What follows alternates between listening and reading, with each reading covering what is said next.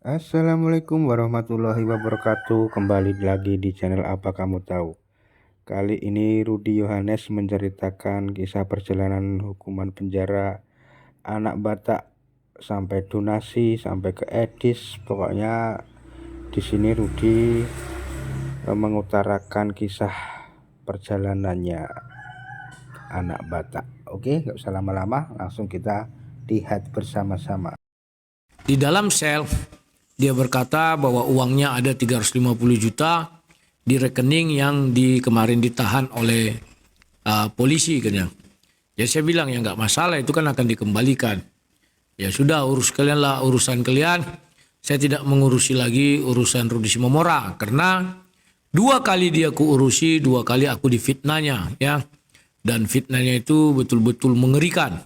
Dulu zamannya Paul Zhang, di fitnahnya aku tidak mengurusi dia, padahal aku urusi dengan baik dan benar. Bahkan sampai keluar. Kemudian kemarin tahun 2024 memang gara-gara PC The King pertama yang memulai ya. Tapi saya tidak menuduh bahwa PC The King adalah si mata hantu. Saya tidak menuduh demikian. Kenapa? PC The King itu dia kelihatan isi kepalanya jongkok, tidak mengerti apa itu pra-peradilan. Karena saya ingat waktu dia live mengatakan, kalau memang itu pra-peradilan, kenapa tidak ada pelapor? Kan tidak ada kita lihat pelapor dalam video itu. Dia kira pelaporan pra-peradilan itu adalah kita melawan pelapor. Itu nggak benar ya. Makanya saya bilang, itulah saya tidak percaya, tapi banyak orang percaya bahwa Peace the King adalah si Robert Lele. Robert Lele katanya, aku nggak tahu ya. Atau si Robert mata picek kata mereka ya. Kalau saya tetap mengatakan mata hantu ya. Nah, jadi kawan-kawan, itu semua biarlah seperti itu ya. Kemudian ditambah diperparah lagi dengan pernyataan Rudi Simomora kepada si Edis, yang memang si Edis ini kan kita tahu IQ-nya di bawah rata-rata. Dia tidak bisa membedakan. Menurut Rudi Simomora yang kubilang selama pra-peradilan aku diurus abang itu. Tetapi setelah sidang aku tidak pernah diurusnya. Menurut dia, Edis tidak bisa membedakan mana ucapannya Rudi Simomora. Sehingga Edis mempelintir. Sehingga sampailah kepada publik dan dipotong dia pernyataan itu ya. Bahwa jelas dikatakan di situ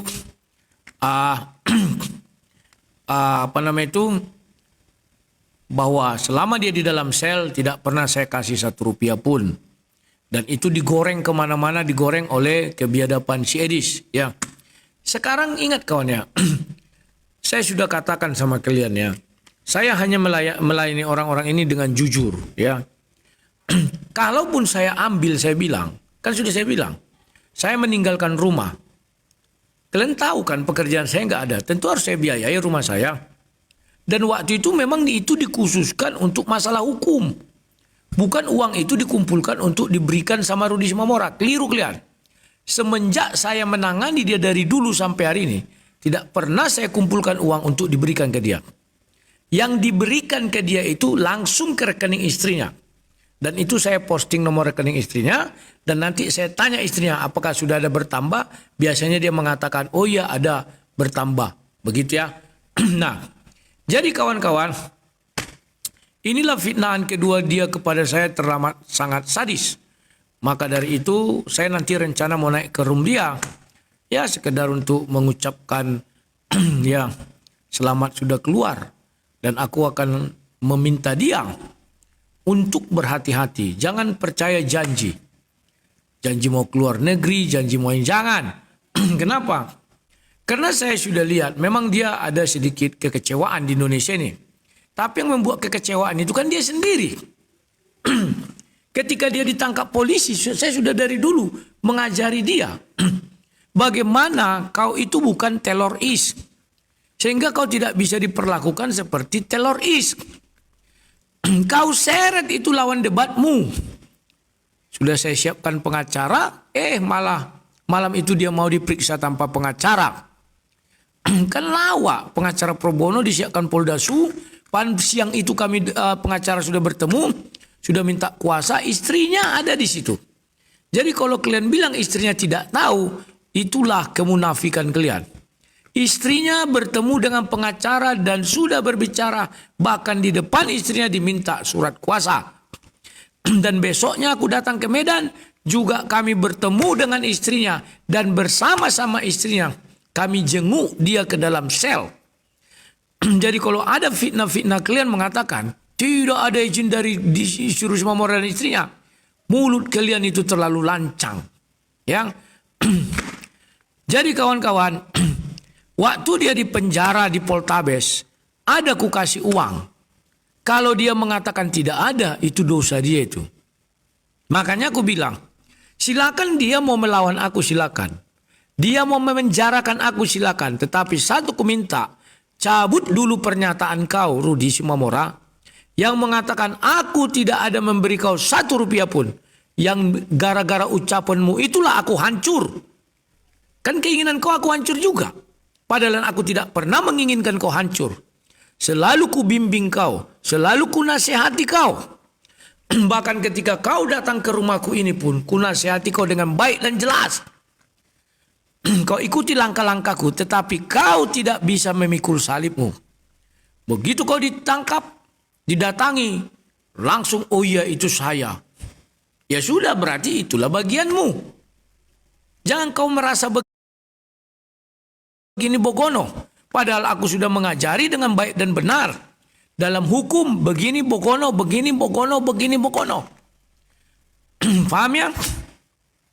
Nah, selalu aku sediakan pengacara. Selalu dia tidak mau diperiksa didampingi pengacara. Jadi saya curiga kenapa dia begini. Memang orang tidak ada yang mau menikmati penjara. Saya tahu itu tidak akan ada. Tapi saya tidak tahu.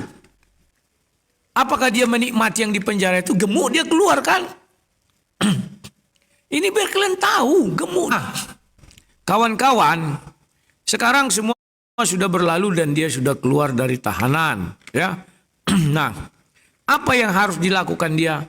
Kalau saya dari dulu, ya, pernyataan saya selalu tegas, berhikmat, berhikmat dan berhikmat.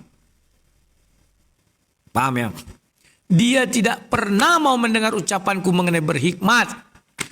Dia selalu setiap digosok orang. Kalau saya kan digosok orang, saya nggak pernah terpancing. Saya slow. Kalau dia digosok orang sedikit, dikasih donasi, itu langsung brutal. Langsung tak tahu tentu arah. Sudah banyak sekali saya buktikan. Ya. Nah inilah kawan-kawan yang selalu saya ingatkan dia. Kalau saya disuruh orang begini, oh iya ya saya bilang. Tapi saya lihat dulu enak kali. Saya mau ditumbalkan, saya nggak mau. Ya, makanya saya selalu menggunakan kehati-hatian dalam bertindak. Nah, jadi kawan-kawan, kalau dibilang dia tidak tahu diri karena sudah berulang 2 kali, menurut saya ia pun demikian. Ya, karena sudah 2 kali kawan. Kalau sekali dulu saya maafkan dia. Tapi yang kedua kali memang saya nggak tahan lagi. Paham kalian ya? Zamannya dulu Paulus sang, betapa mengerikan juga saya difitnah. Katanya saya tidak mengurusi dia lagi, tidak membelanjai dia di penjara. Padahal sudah saya katakan kepada dia, saya sudah stop, tidak ada minta donasi. Ini murni gaji saya dari YouTube, saya sisihkan sedikit, saya berikan ke kau. Kalau yang untuk kau itu langsung ke rekening istrinya. Tidak saya buat lagi rekening saya. Yang itu tahun 2023. Ngeri memang yang kuhadapi ini kawannya. Untung dia tidak menyerang juga Ito Mawar Hitam. Sempat diserangnya juga Mawar Hitam. Gak ngerti lagi aku harus bagaimana.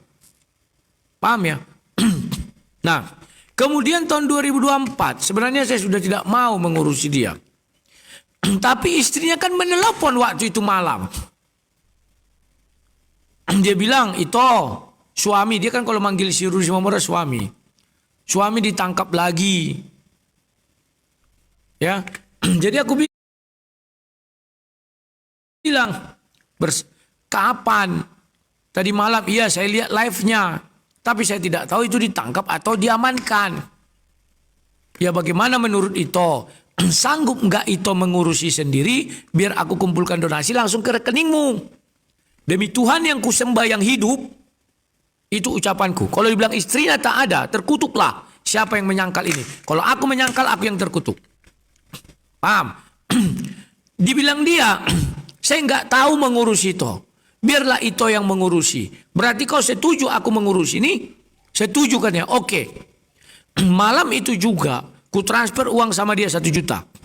Aku belum mengumpulkan dana. Besok paginya baru aku mengumpulkan dana. Sama Bom-Bom. Pak Bom-Bom, aku minta bantuanmu. Karena aku sekarang namaku kan sudah turun. Kau yang masih punya pendukung, bantulah. Udah. Tetapi Pak Bom-Bom, ini untuk mengurusi kasus hukum Rudi Simamora. Kalau Pak Bom-Bom berkenan, taruhlah nomor rekeningku di live-mu. Kalau nggak berkenan, misalnya membantu keluarganya, taruh nomor istrinya. Datang Pak Bom-Bom, oke lah. Saya bersedia membantu. Tapi kan Pak Bom-Bom punya hak pribadi yang nggak bisa diintervensi siapapun. Pak Bom-Bom membantu dengan mencantumkan nomor WA dia. Bukan nomor rekening dia, kawan. Kalian keliru. Pak Bom-Bom mencantumkan nomor WA dia. Barang siapa mau membantu Rudi Simamora, ini nomor WA, hubungi saya katanya. Nanti saya kasih rekening Rudi Johannes. Paham ya? Itulah alur berpikirnya. Sudah, Pak Bom-Bom, kalau ada 20 juta saya akan berangkat. Jadi jangan kalian kira uang itu langsung 76 juta, plok. Enggak, bertahap. Pertama 5 juta. Sudah, saya berangkat malam itu dengan modal 5 juta. Kemana? Ke Medan. Oh, kau ganti ban. Ya wajar aku ganti ban. Masa aku pergi dengan ban benjol? Benjol itu gembung itu, kawan, kena batu entah kena apa. Kalau memang aku mau bunuh diri ke sana, mau mati, kan enggak kan? Paham kalian? Enggak mungkin aku mengendari mobil dengan keadaan kondisi yang enggak bagus. Berangkatlah kami. Ternyata olinya juga sudah habis, sampai di Medan baru kami ganti tuh. Waktu dari Riau enggak kami ganti. Karena dia sudah mulai batuk-batuk mobil itu kan. Di depan penginapan kami itu ada bengkel. Lah, gantilah dulu olinya ini, aku bilang. Sekalian serviskan, gantikan apanya ini, aku bilang. Saringan segala macam. Karena perjalanan kita jauh. Wajar dong. Tapi oleh si Edis bilang, oh, Rudi Johannes dapat ban mobil. Alah. Kau lah mengurus Edis, ku bilang. Kalau sanggup kau. Ini aku bencinya melihat orang, kawan. Mereka tidak ada pergi mengurus. Tapi cakapnya melebihi orang yang mengurus. Jangankan dia mau mengurus Edis, dipinjami uang saja tak mau. Jangankan dipinjam, minta apa lagi? Aduh, minjam aja nggak mau. Sementara saya relakan waktu saya terbuang. Ngapain aku harusnya ke Medan bagus, aku tidur ini? Ngapain aku pergi ke sana? Sampai ku tinggalkan istriku pingsan di sekolah. Bukan ku buat-buat, orang semua tahu. Yang jadi inilah kawan yang harus kalian perhatikan dengan baik dan benar. Jangan emosi kalian buat nafsu kalian. Kalian mengurusi saja tak mau. Tapi lagak kalian seperti orang yang sudah mengurusi Rudi Simamora tiap tahun. Saya orang yang mengurusi dia tiap tahun. Paham kalian? Tapi hari ini ku tegaskan, aku tidak mau lagi ngurusi dia. Kalau dia ketangkap nanti ketiga kali, percaya kalian, ku tutup kupingku, ku tutup mataku. Pola Sobinoto. Dia belum tentu mau mengurusi aku. Sementara aku udah kurusi dia 2 kali. Ya. Ini biar kalian ketahui, kawan. Siapa yang mau mengurusi dia? Ada dari kalian yang mau? Mana ada yang mau?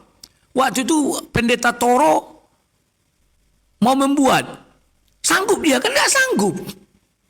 Berangkat kalian ke Medan, ku bilang gak berani, gak sanggup. Pertama uangnya gak ada. Orang terkumpul baru 2,5 juta langsung dicurigai. Diminta itu mawar merah, Rudi Simamora butuh uang, dikasih 1,5 juta. Semua orang langsung curiga. Seolah-olah Toro ini, Toro Saki, sudah mendapat uang miliaran. Padahal baru 3.800.000. Itulah biadabnya kalian. Sudah. Sampai mengeluh orang itu sama saya di telepon saya. Udahlah, nggak usah kalian lagi lakukan itu kalau nggak kuat, aku bilang. Di otak orang dan miliaran kalian dapat, kulang. Nah, sekarang si Edis, ada dia mengurusi Risma Mora, kan tidak ada. Aku ingatkan sama Risma Mora, jangan mau kau diajak oleh si Reda Marbun, karena kau akan terlunta-lunta di luar negeri. Si Bemo itu tanggung jawabnya nggak ada. Aku dulu pernah diajaknya, ku tolak. Jangan mau kau diajak oleh Sob Katul Bekatul teman-teman itu. Kenapa? Ingat nggak kau kasus kau tahun 2024? Begitu Rudi Simamora keluar dari penjara, dia tidak mau mengkritisi Mikana. Oleh Sob Katul Bekatul diminta kembali uangnya. Apalagi kalau sampai dia mau terbujuk rayu Sob Katul Bekatul, kau di luar negeri akan menderita, Rudi. Kau bukan tipe-tipe penjilat seperti Seris. Watak kau sebenarnya sama dengan aku, keras. Ya, tidak. Kau tidak bisa menjilat Sob Katul Bekatul teman-teman tul. Ingat kau tahun 2024 di rumahnya si Bom-Bom, dipaksa kau mengembalikan uang yang dikasih si Sob Katul Bekatul teman-teman tul sama kau. Paham kau, Rudi? Itu nasihatku lo ya. Lebih bagus kau tetap di dalam negeri, usahakanlah peternakan B2-mu kemarin, percaya kau akan kaya. Ingat, sekali panen kau kemarin dapat 285 juta. Dan itu belum kau bagikan sama orang, masih kau nikmati sendiri. Dan kau minta saran aku, bagikanlah. Entah 60 juta, oh enggak bang, kita mau buat pengembangan. Kau buat pengembangan buat. Tapi kalau sudah dapat penghasilan sportif, kau bagikan. Meskipun saham saya cuma 1 di situ. Ya. Jadi kawan-kawan, berhentilah kalian sok pintar, sok hebat. Kan aku tantang kemarin kalian. Kalau kalian memang hebat, waktu itu masih 8 bulan lagi si Rudi sebelum keluar. Berangkat kalian ke Medan urus, ada yang mau ngurus? Tidak ada kan? Hanya omong besar kan? Si mata hantu kusuruh berangkat, mau dia nggak mau kan? Semua ini orang munafik. Dia sudah keluar ya, sejam lagi katanya dia live. Mudah-mudahan aku bisa masuk nanti ke live dia. Ya pertama aku ucapkan aja selamat.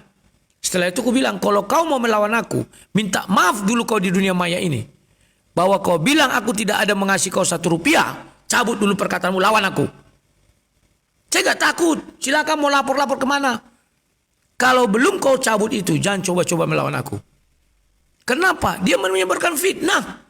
1 rupiah pun tak ada diterimanya dari aku katanya. Itu keterlaluan dan kejam. Tahu nggak dia kami datang dengan pengacara ke dalam sel bertemu dia. Memang pengacara itu nggak dikasih uang jalan, uang ini, uang itu. Pakai otak. Ku kasih ke pengacara itu sama dengan untuk dia. Karena memang uang itu diperuntukkan untuk kasus hukumnya.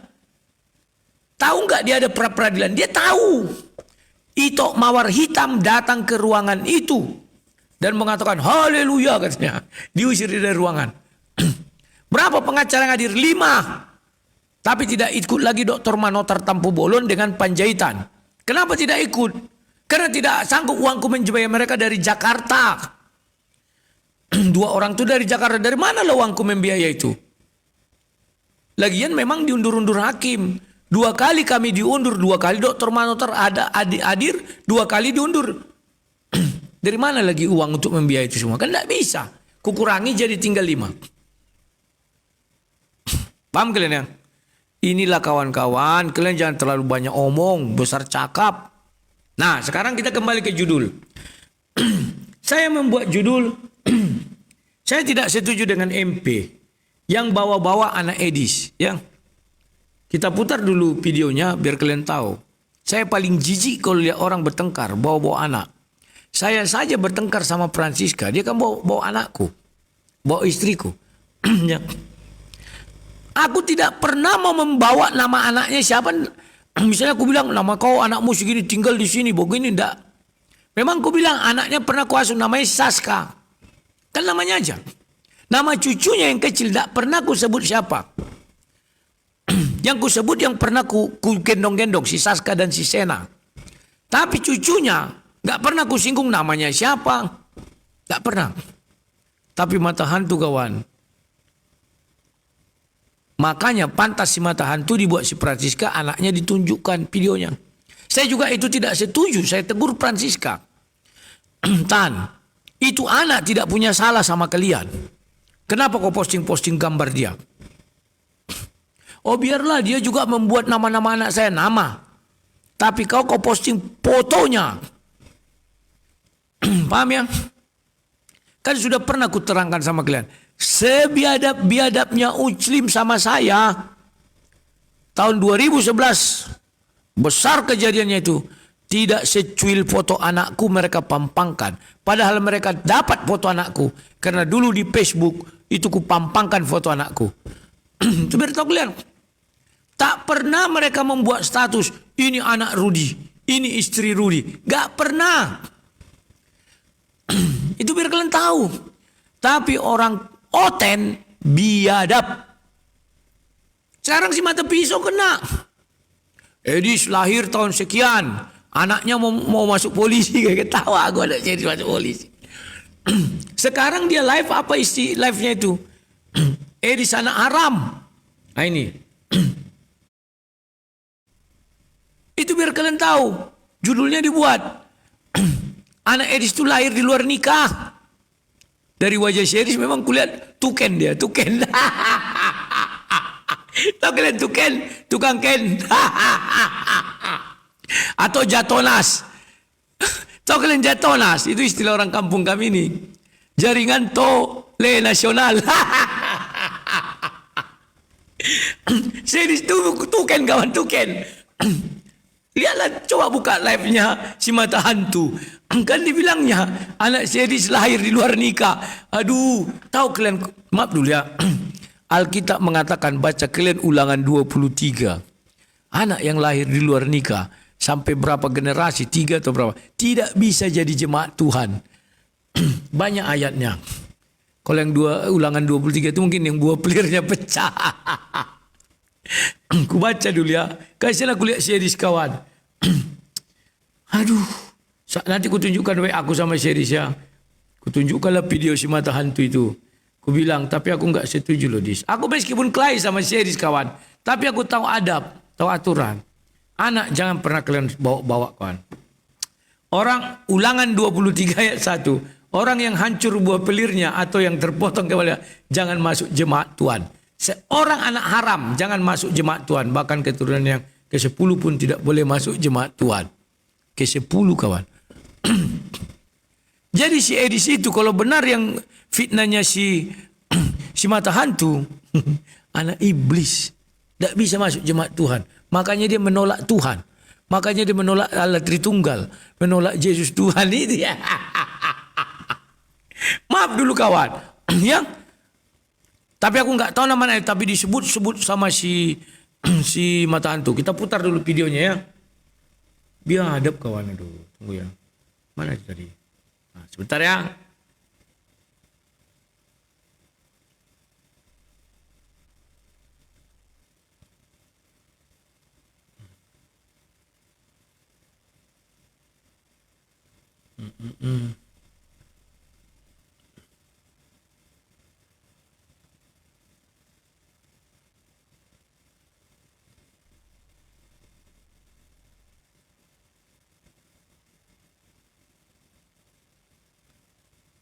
Video ini dibuat berdasarkan hasil penyelidikan dari Pak Robert William Raja, seorang pengacara handal yang sering dijuluki The Ghost karena kepribadian yang senyap, namun ketika muncul pasti menghancurkan. Ini semua dilakukan Pak Robert karena sudah sangat geram kepada Edis Sidabutar yang merasa hebat karena tinggal di Amerika sehingga tidak tersentuh oleh hukum. Dan dari video ini menceritakan secara detail tentang siapa Edis Sidabutar sebenarnya yang menyerang pribadi Pak Robert serta keluarganya. Oke, kelihatan Robert William Raja. Oke. Nah, apa yang dilakukan Robert William Raja? Dengarkan Bang nih. Advokat tuh dia Bang Edis. Oh iya, salah Bang. Advokat sekarang tidak menghasilkan uang. Lebih bagus dia memberhalakan berhalanya. Dapat duit dia tiap hari dari berhalanya. Oke, kelihatan? Oke, kita putarkan ya Bang ya. Inilah yang katanya anak pendeta seperti ini. Perhatikan.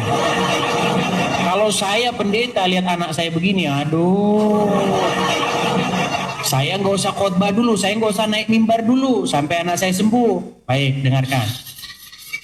Oke, itu tadi hanya salah satu penggalan video dari Edi Sidabutar yang telah menyerang pribadi Pak Robert. Selanjutnya kita akan mulai siapa Edi Sidabutar sebenarnya. Edi Sidabutar lahir di Lampung pada tanggal 17 September 1986 dengan nama bapaknya A. Sidabutar dan dari seorang ibu yang bernama El Malau. Edi Sidabutar bertempat tinggal di Provinsi Lampung, Kabupaten Lampung Tengah, Kecamatan Gunung Sugi. Dengan nomor induk kependudukan 1802071 sekian. Edi Sidabutar mempunyai golongan darah A. Dengan pendidikan terakhir adalah sekolah menengah atas. Karena kedua orang tua Edi Sidabutar sudah meninggal. Video ini tidak perlu membahas orang tua ataupun saudaranya. Kita hanya fokus kepada si Edi Sidabutar. Dari penelusuran yang didapatkan tentang Edis. Info dari teman yang dulu pernah kuliah bersama Edi Sidabutar, pada tahun 2005, Edi Sidabutar pernah mencoba berkuliah di Universitas Bandar Lampung, jurusan Teknik Sipil. Kalau kita melihat info di Dikti hanya mencatat asal-asalan saja, karena yang bersangkutan telah drop out atau mengajukan pengunduran diri, sehingga tidak perlu harus mencatat secara rapi tentang apa yang terjadi. Namun untuk kebenaran Edi Sidabutar pernah kuliah di Universitas Bandar Lampung, itu benar adanya. Setelah drop out dari kuliah, menurut salah satu narasumber yang tidak mau disebutkan namanya, menceritakan, kurang lebih sekitar tahun 2007, Edi Sidabutar meninggalkan kota Lampung untuk pergi merantau. Dan Yogyakarta adalah tempat perantauan Edi Sidabutar. Singkat cerita, setelah sampai di Yogyakarta, Edi Sidabutar pernah beberapa kali dipekerjakan sebagai penagih hutang dan pegawai koperasi. Hidup Edi Sidabutar selalu berpindah-pindah dan tidak jelas pekerjaannya. Sampai akhirnya Edi Sidabutar bertemu dengan seorang wanita lugu tapi kaya, yang bapaknya adalah saudagar sapi dan mempunyai sebidang sawah. Dari Kulon Progo, Desa Pendowo Rejo, seorang perempuan bernama Suwarni. Yang sifatnya sedikit pemarah dan suka cemburu, Edi Sidabutar yang hidupnya luntang-lantung di Jogja, walaupun umurnya jauh 5 tahun di bawah Suwarni, melihat peluang yang tidak akan disia-siakan. Sabar. Ya.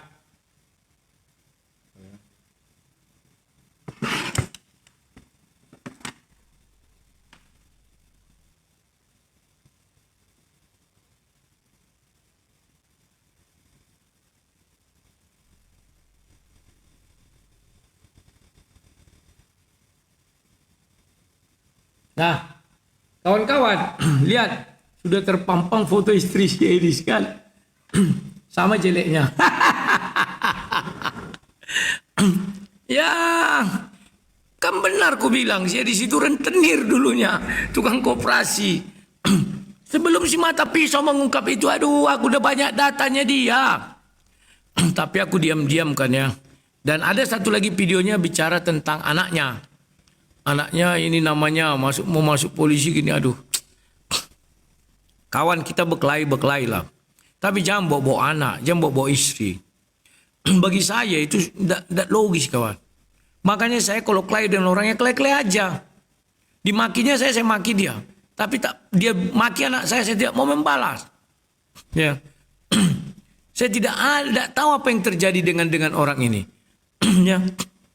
Tidak tahu saya apa yang terjadi sama orang-orang ini. Sekarang saling begini, bogono, anak, istri semua.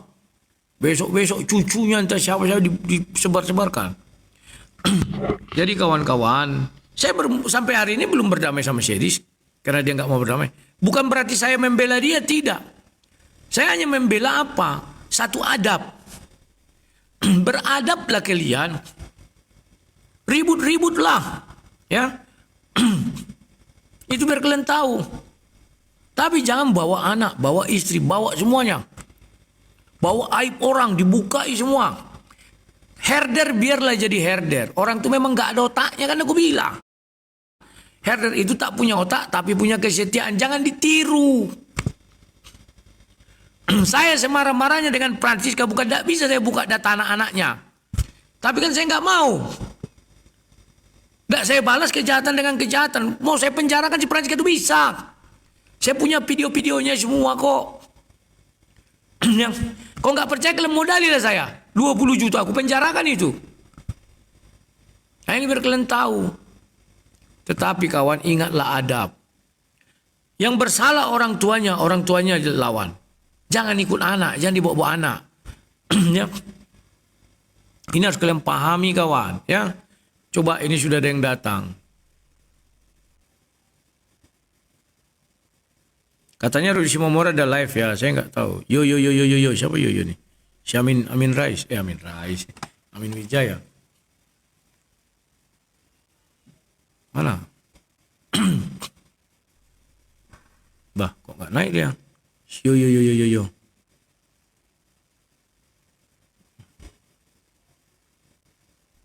Nah, opa. Oh ini anak-anak Batak ya, biar kundang aja ya. Sekalian ya. Halo opa, selamat malam. Selamat malam, Waalaikumsalam. Shalom. Shalom, Lai. Silakan Lai, apa yang mau disampaikan Lai? Tadi udah live pada Batak. Saya sempat naik juga benar. Saya katakan ya jangan apalah menghina, jangan fitnah, jangan banyak lah saya katakan tadi walaupun hanya sebentar. Ya saya cerita juga sih, saya singgung sedikit sama Lai Rudi, janganlah apapun yang sudah terjadi biarlah gitu. Jadi dia mengatakan enggak gitu lah, kalau kasih itu bukan seperti itu. Ya udah kita diceramain lah, kasih itu harus bertanggung jawab, jangan kita biarkan gitu. Itu tadi omongannya Lai. Udah live dia Lai, udah dari tadi.